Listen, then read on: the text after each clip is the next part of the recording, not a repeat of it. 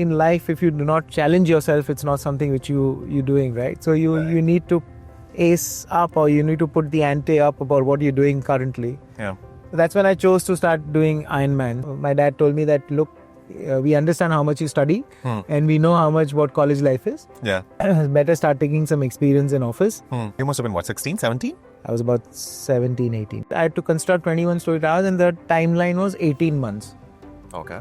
And I had no idea whether I can finish or not finish. We took this up as a challenge, and I was fortunate enough to finish that in 17 months. The Ajmera Group is a family business and has been for generations now. So what's it like? The dynamics at office versus at home? Well, it's really, really fun, to be honest. So we are 16 of us, we are working together. Yeah. All 16 cannot think the same way, right? So everyone will give their views, thoughts and ideas.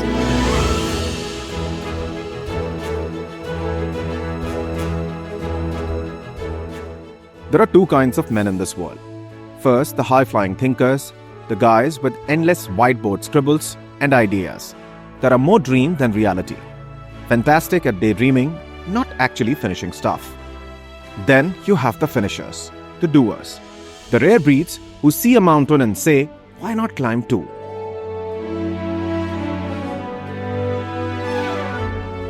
That's Dhaval Ajmera, real estate maverick, triathlete, family guy, and walking proof that action always beats intention. Dhaval completed 2 half Ironman triathlons back to back in under a year because apparently one just wasn't enough. Also, the man who helped reshape the skylines of Mumbai, Bengaluru, Pune, Surat, even London and Bahrain. Some guys build sand castles, Dhaval builds skyscrapers.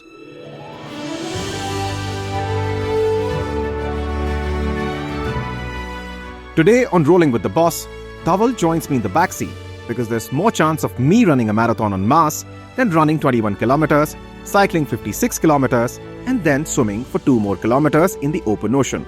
All before breakfast. Time to find out how he does it all without breaking a sweat.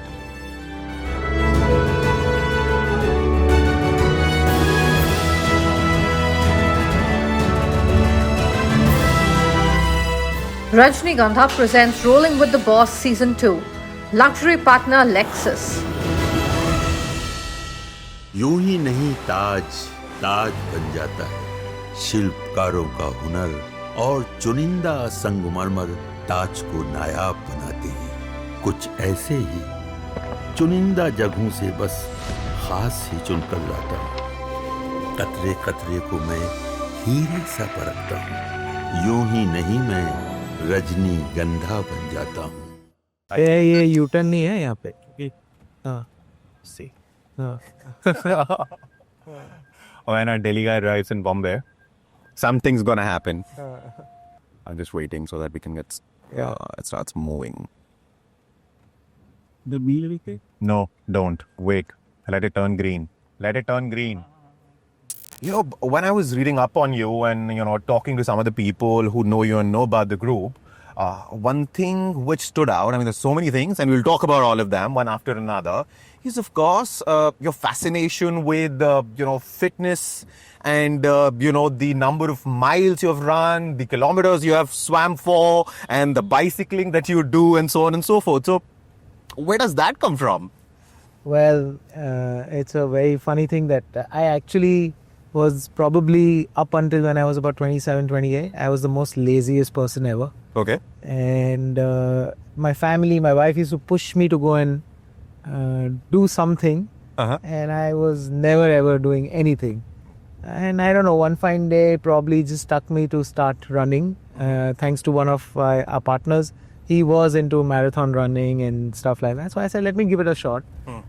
Slowly, steadily, I started enjoying that thing. In all of these, fitness regime, I personally believe that unless this is not your, liking or passion, you will never enjoy that particular regime, right? You may just do it for the heck of it, but if you make this as your something which is like a stress buster, it actually changes a lot of things. So running actually became like my stress buster. We are into real estate business. For us, there are new regulations, new problems coming every day. Right. And there are two ways to handle it. Either you deal with it and move on and start working towards it, or you take a stress and then just be be bogged down. Yeah, be bogged down. So I chose the earlier one. Yeah. And I personally believe that when I was running, I could see a lot of I could give myself a time to think. I could give myself time to resonate what I really want to do. How do I want to take up this strategy? I could strategize myself about a lot of our projects, about a lot of things within our work. So for me, running became like a tool to actually help. How can I grow in life? So almost meditative. Yeah, you say that? It's completely meditating, and it was so good. So I actually started enjoying, and then slowly this kind of became as an habit. Yeah.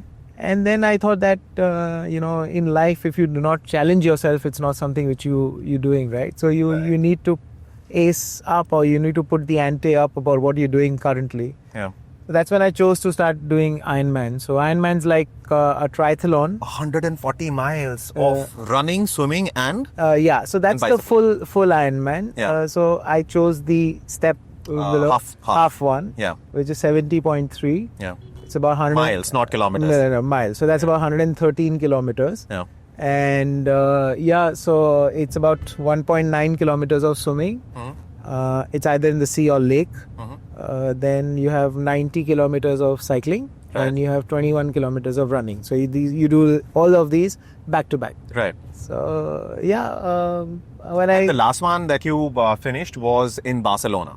So the first one was in Barcelona. Okay. The second one was in Austria. Okay. So I did about 2 Ironmans in a span of about 11 months. So which was something I wanted to challenge, and then obviously I had my friends along with me who were also very much into all of this. So we had a great company, and it was a great start. And I personally believe that changed a lot in my life, in terms of my fitness, in terms of my discipline, in terms of my passion. I think it just changes your thinking and aspect in a very what kind of preparation goes into it? Because 113 kilometers of anything, even sitting in a car driving for 113 kilometers could be stressful, and it could start taking a toll on your body, right? But running, swimming, and cycling 113 kilometers, takes a whole lot of effort. So what goes into the preparation? Well, honestly, the first time when I did, it took a lot. Obviously there was an anxiety, because I honestly didn't know swimming much.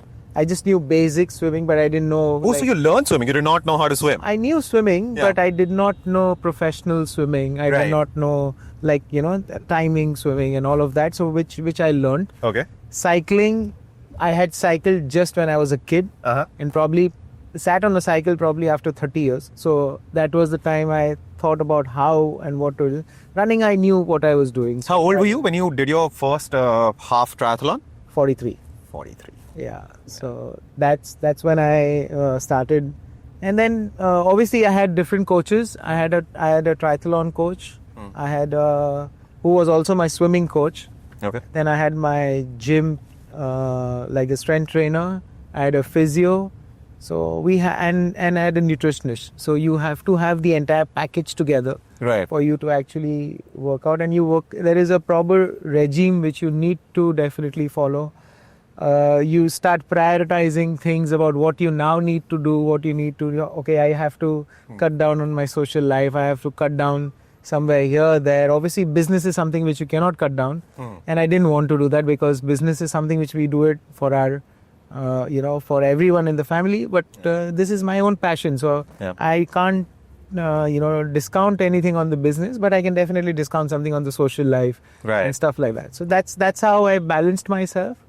It took me about 5-6 months to practice. It was about every day on an average 1.5 hours of training. Okay.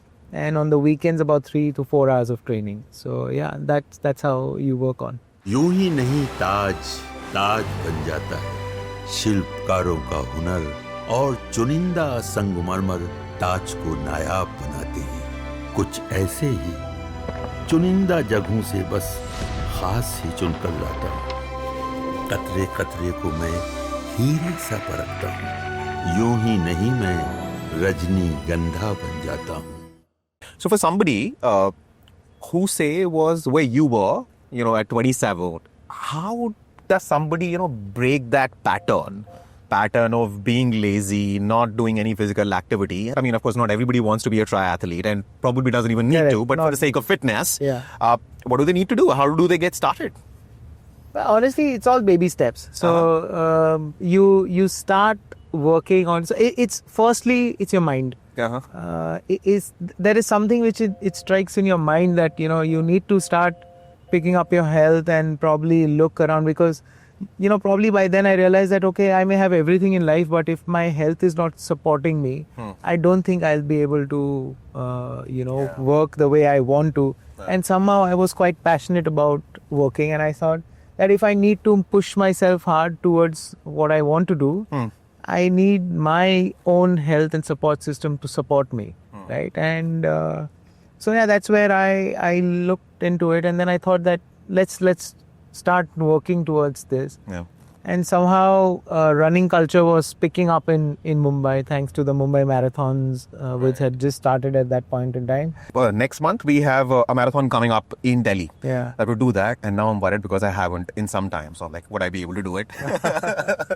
No, it's okay. You don't need to look at... See, the problem, the thing with long distance running is only one. Yeah. That you need to have patience. Yeah. And think about the distance and don't think about the time. The moment you start thinking about time, that's when your mind starts wavering around, and then suddenly you will have pressure in your mind to push, and then some injury will come in, and then you will go on. I mean, in the entire scheme of things is to keep yourself calm.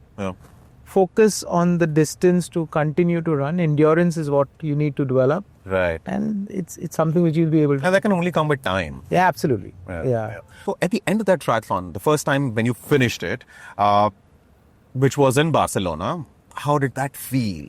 It was something which was... I was very, very frankly, I had a lot of anxiety towards the end, like just towards the maybe last 1 month before the event. My anxiety started taking in. But that moment when it was, I remember... I finished and my entire anxiety was my swim. And you have to finish in a particular time. So like you have to finish this 1.9 in 1 hour, 10 minutes. And was this in an open sea? It was in an open sea. Yeah. So, and Mumbai, you cannot take a chance of swimming in the sea over here. Of course. So that was something which I had very less practice. I just done once or 3-4 days I had gone for some sea swimming practice. And then when I went there, fortunately the sea was calm, but there were a lot of internal waves and the currents which were actually pulling you aside. I was trying to swim this way and I was going that way. So I was looking at the time in my watch, and somewhere I thought that this I'll not be able to do. Right. And I'll probably be off the cutoff time. And then that's when it struck my mind that this is what I have practiced for the last 6 months, and I cannot let it go for the last 5 minutes. So I gave it all shot, and I ran, and I finished my swimming in 1 hour 6 minutes. Okay. 1 hour 5 and the minutes. cutoff is? 1 hour 10. 1 hour 10, okay. So just like 5 minutes before, that's something which that was like there. So once I finished that, in my mind, 90% of my anxiety was done. That I'm half... a burst of oxytocin. Yeah. And you were like, I'm almost there. Yeah. Cycling was okay. Running was also fine. And that last... When I was in the last kilometer of running, okay, now I have 1 kilometer to go, and I'll be the... So it starts with swimming, then cycling, and then running. Okay. So and it took me about 7 hours 56 minutes. So towards 7.5 hours or something like that, that's when it actually struck me that I've actually done this. There was the sense of accomplishment, the sense of achieving something. Probably was the biggest happiness I could feel myself at that point in time. I forget about whatever training I did or whatever, but that moment gave me a lot of self-happiness, and I can still feel that goosebumps. I remember that route and the path where I was actually going to finish last 1 kilometer, and that's when I mean it gives you a different high. Yeah. I mean, would you like to compare that high in any way with, perhaps the first time you completed a project? So yes, it was, when we look towards work, what we see is that Which was your first project? So I started working on my projects just after, obviously when I was in college. Post my college, I used to go to my sites to This understand. is in UK when you were doing your MBA? No, After before that. Before that, okay. So when I was actually doing my BCom over here, Right. and after my 12th, my dad told me that, look, we understand how much you study, and we know how much what college life is. Yeah. Better start taking some experience in office and be at site to understand what it is and all of that. You must have been, 16, 17? I was about 17, 18. Yeah. So that's when I started going to sites, and I honestly started enjoying. It was probably first I thought I'll not enjoy, but I actually started enjoying what columns are, what beams are, how slabs are done, how brickwork is done. It was something very, very fascinating for me. Yeah. And I used to look forward more than my college to go to my site. Right. So that's something which actually really helped. And my father was also कि बेटा भटक नहीं जा रहा है, काम पे आ रहा है ऐसे करके. So that was something which I really enjoyed. And after my graduation, I was given the responsibility of, obviously under one of my cousin together, but like one first project I still remember it was 2001. Yeah, 2001 I was doing my first independent project where I was responsible to ensure the entire construction of a 21-story tower. That's about 24 years ago. Right. Done and started from base till I had to construct 21-story towers, and the timeline was 18 months. Okay. And I had no idea whether I can finish or not finish, because I had obviously I knew about it, but whether can it be done or no, at least with looking at the engineers and everyone talking together, they all felt it's very challenging, because obviously there was no technology at that point. This was in Mumbai? It's in Mumbai. Okay. It was in Borivali. Okay. So we obviously my father, my uncle, they threw up that we need you to manage this, finish construction, 18 months this building should be over. Right. Because there was some scheme of the government which we had unveiled, and we had to finish that in a particular period. Okay. So... and you were around 21 years old? Yeah, I was 21 years old. And then I said, okay, obviously there were engineers around, there were team around, my cousin was also there to guide me. And we took this up as a challenge, and I was fortunate enough to finish that in 17 months. And what was it like to sort of, work with cousins? Your father was, of course, there, uncles, because, of course, the Ajmera Group is a family business and has been for generations now. So what's it like, the dynamics at office versus at home? Well, it's really, really fun, to be honest, because, we are a 55-year-old company. Yeah. We are 3 generations of people working together.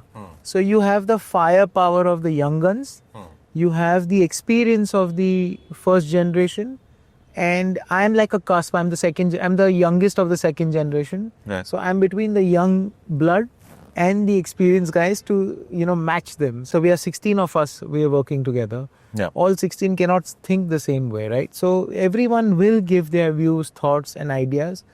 Eventually we have a healthy discussion, and then as a company, we've been always clear that the head of the family, that is the chairman and the managing director, that's their call is the final call. So we put up our views and thoughts, and then eventually what they decide and they feel, okay, this is the way we need to go. That's how then we all passionately jump into it to ensure that we go that way. So it's been a great learning experience, because you get experience, you get passion, and you get work ethics all together, blend in together. So I feel working in a joint family, working in a family business gives you a lot of added advantages in terms of experience, in terms of values, in terms of ethics, which probably when you are doing it alone or probably all by yourself, then you may sway away. It's not that everyone would do it, but it's okay, fine. You may have some kind of thoughts like that, but over here, there is a lot of boundaries which will help you, challenge yourself in that, and you will have to work towards it to ensure you are within that boundary, but you achieve your goal. Right. Around what age did you get married? 25, 24 and a half, 25. Right. And there was, arranged marriage, your father? Love. Love marriage? Love, okay. yeah. Tell us about that. How do you meet Mrs. Ajmera? I met her in Cardiff. Okay. We were studying together. I didn't know her before that. Yeah. But we met there. Fortunately, she was also from Mumbai. I was from Mumbai. We got to know each other. We started enjoying each other's company. We had the same gang. We were hanging out together. We enjoyed our companies, and then we thought that she's a Guju, I'm a Guju. It's the best way to take these things forward if it is working well. Yeah. And obviously, love marriage is a big no in our family at that point in time. Right. And obviously, we were a joint family. And the reason was very clear, and we made it that obviously we go ahead with our consent of our parents. Otherwise, we don't go ahead. Mm-hmm. Fortunately, our parents consented, and that's how things happened. Okay. So at this point in time, which project of the group are you excited about? Is it the Wadala project? What's happening in the world of Mumbai real estate right now? Well, Mumbai real estate is I would say, trumping and thriving. It is actually, it's one of the best times for real estate in Mumbai today. Why do you say that? You see the kind of projects which are coming up, the kind of luxury projects which are coming up. You see the kind of deals which are happening in Mumbai. It clearly shows that two things we as Indians are very passionate about. It's the basic thing. It's a like roti kapda makan. We all Indians are probably it's in all our bloods, subconsciously, consciously, whatever. Apna ghar hona is the most important thing. Even you may agree, you may not agree, but 95 or I would say 99% of Indians will know that I want some bit of real estate in me. If I have grown in life, whether I am probably a sweeper or if I am a CEO of a company, whoever I am, मेरे को मेरा खुद का एक ज़मीन, मेरा घर, मेरी दुकान, मेरा मकान, I need one small bit, maybe whatever it is. I need a shop, I need a land, I need a house, I need an office, whatever, but I need one small space. Oh, mera hona chahiye. That's the mindset which we come from. Number two, with the kind of population what we have, right, and our Honorable Prime Minister's vision that to have housing for all.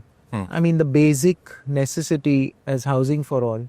It creates itself as kind of demand what it requires to be done. And thirdly,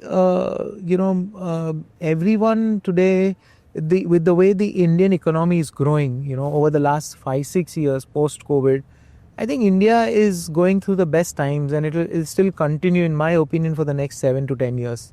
And that will actually help not only real estate grow, but every other economic business which is happening is doing well because of self-consumption, because of population, and because of the economic growth. I think this is where the growth of everyone comes. And given what's happening in the world of tariffs, absolutely, domestic consumption will have to be encouraged more and more. What do you think of the latest GST changes?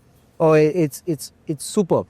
Okay. It is really, really nice. My personal take is it will bring up a lot of liquidity in the market.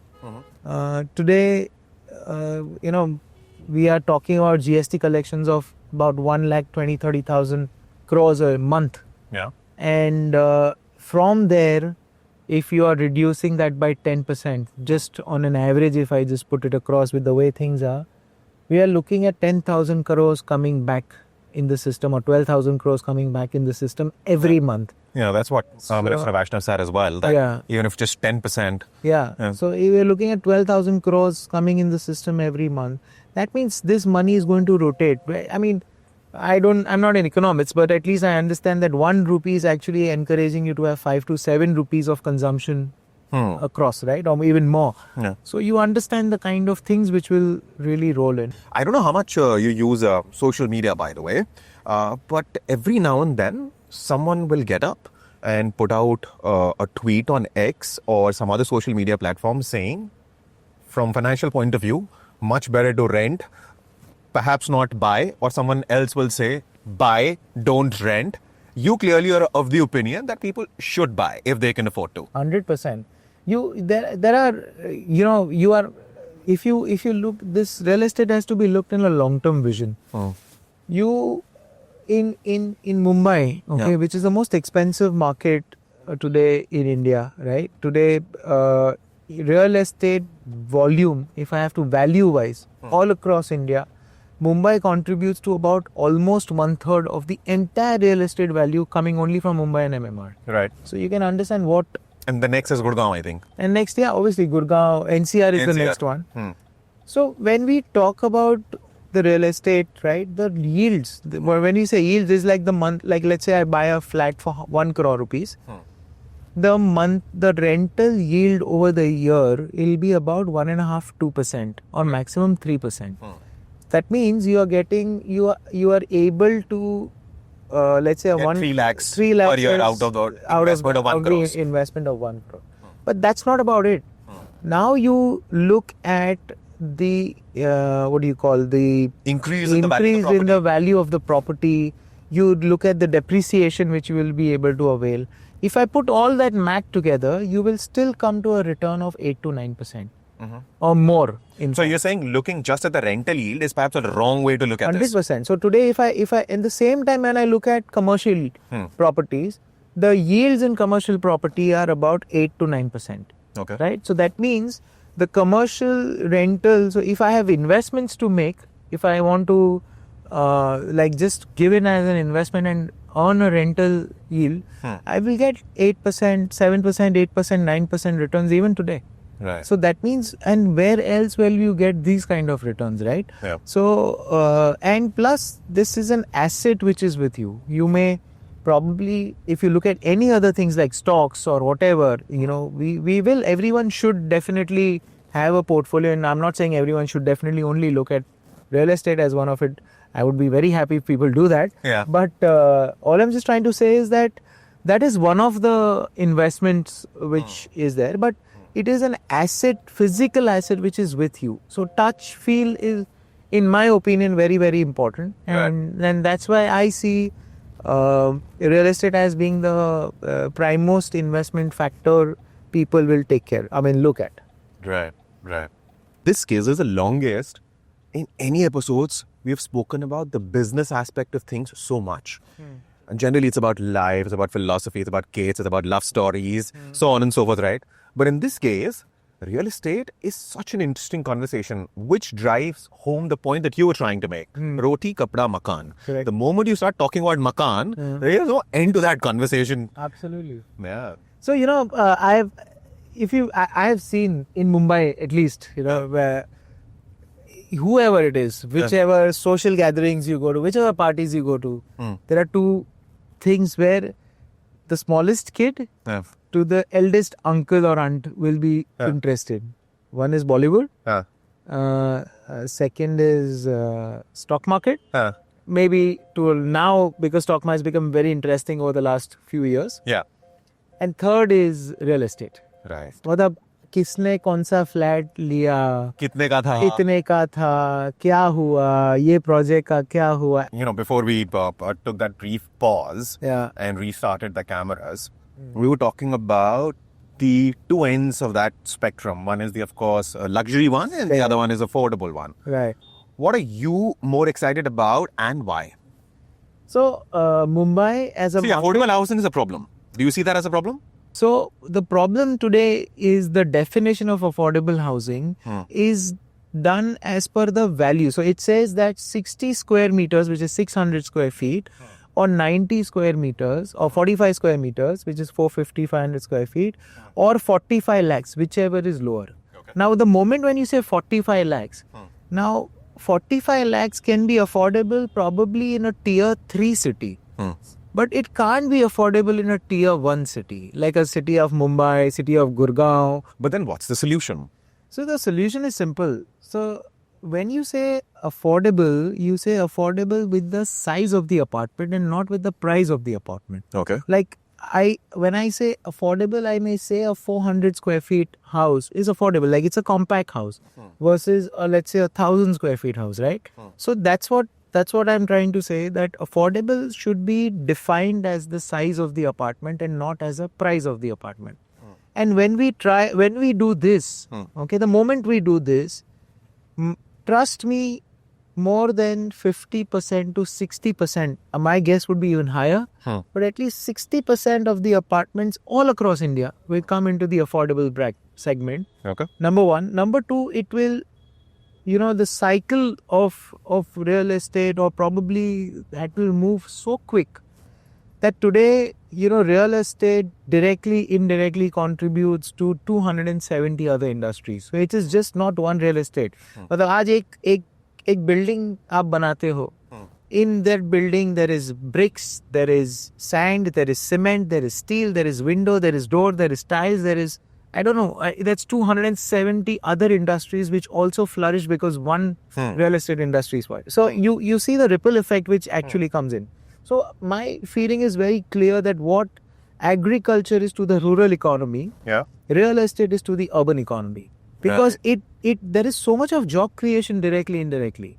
So and today for us, for our economy to grow, because India is a populous country, we need job creators, we need encouragement, and when we flourish give these kind of incentives to some segments, sectors like real estate, automatically you will see movements automatically. You historically see, अब India में कभी भी देख लो, there was a downfall during COVID, there was a downfall during the IL&FS crisis, there was a downfall during the 2008 crisis. The first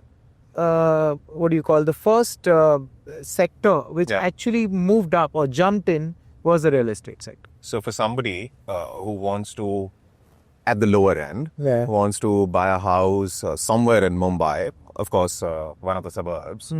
So what would you say that price limit could be?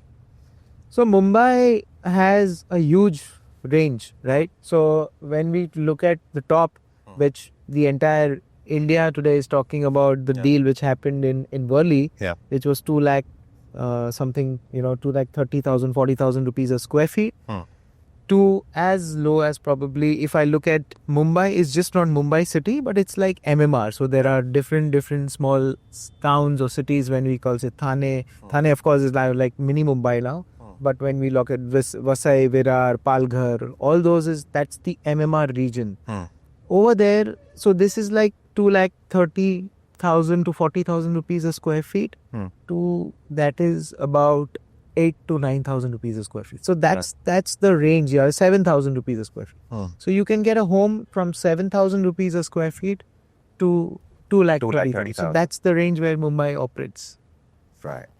So this city is quite fascinating to see this bigger range. Usually in any other cities, by Bangalore where we operate, there is about a 10,000 rupee to probably 40,000 or 50,000 rupee a square feet maximum. But if you look at it as a product, for example, let's talk about shoes for a minute.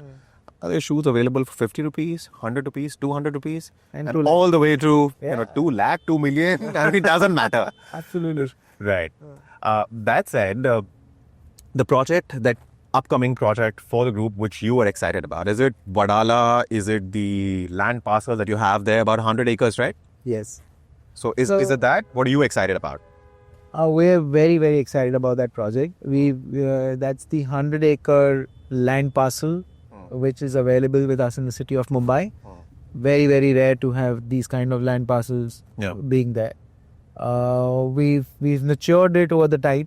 There is the largest garden of Mumbai which is already existing. It's a 33-acre garden which we've handed over to the government. Now what we see in city of Mumbai which really lacks is the township, the township culture, right? Because obviously the land when we say township, that means you need to have a cluster of 5, 7, 8 buildings together, which will have like common entry, common exit, common facilities, big open spaces for the children to play around and all of that. So wherever now these kind of projects are there, I think they have more demand or more preference by families than probably looking at single building projects. We've done huge townships, and this is also going to be one of our very, very big townships where we just growing that in a bigger way, bringing that kind of inclusiveness in that and making this as a very, very big township project. So we hope to create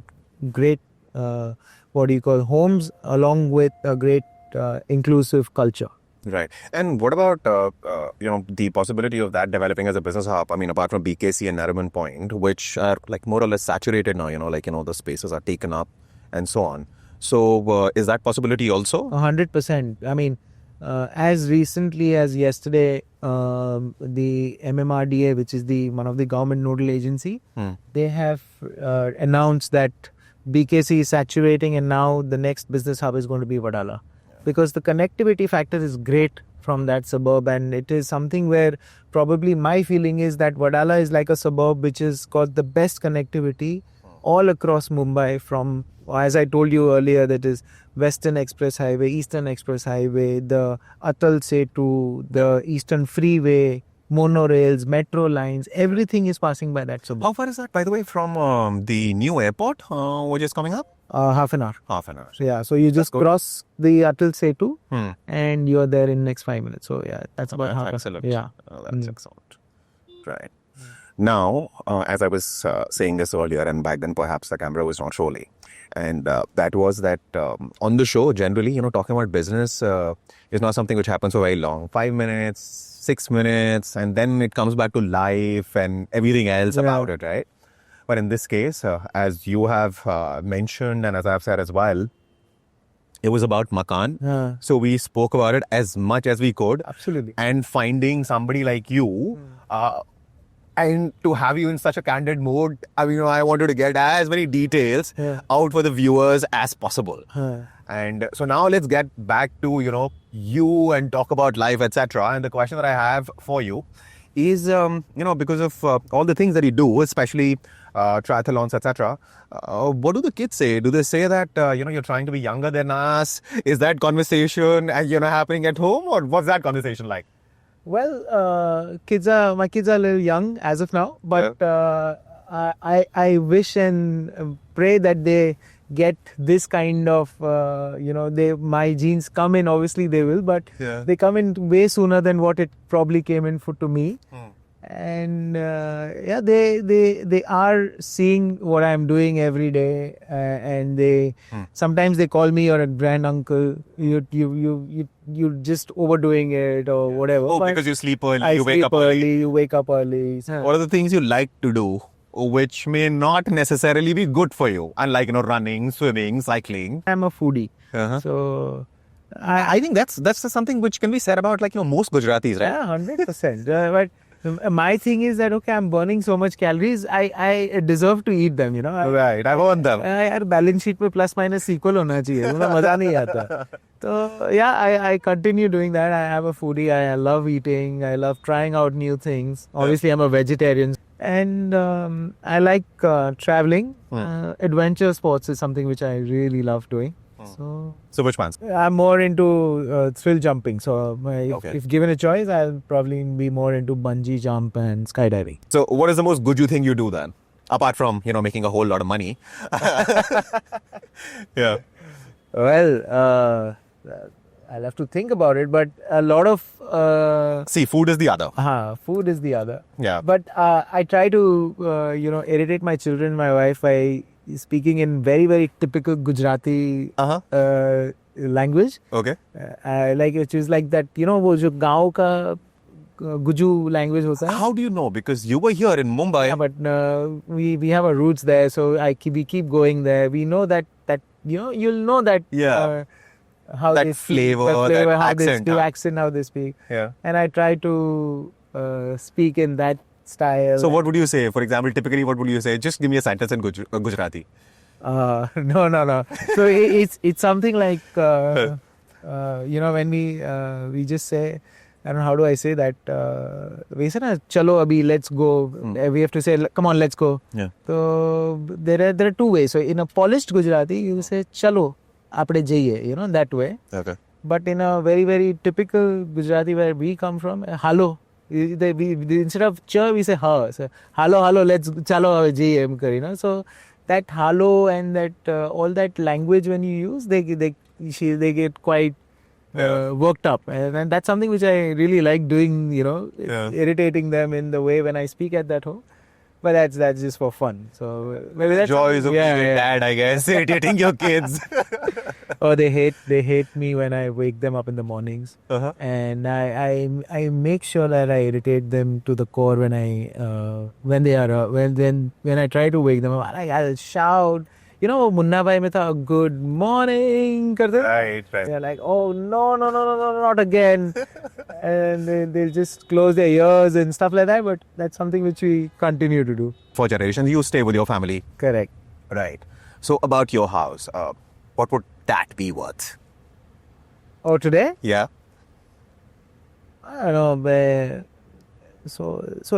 that entire building belongs to us. We have so it's a private building, and every floor has each family staying and stuff like that. So every floor, I think, should be worth about 45-50 crores today. Right. And then that's, I guess, 5 floors? 4 floors. Right. But this is like a family home where 4 families are staying together. So my dad and 3 brothers are staying together. Like everyone has a different floor. And I wish our generations to come continue to have that.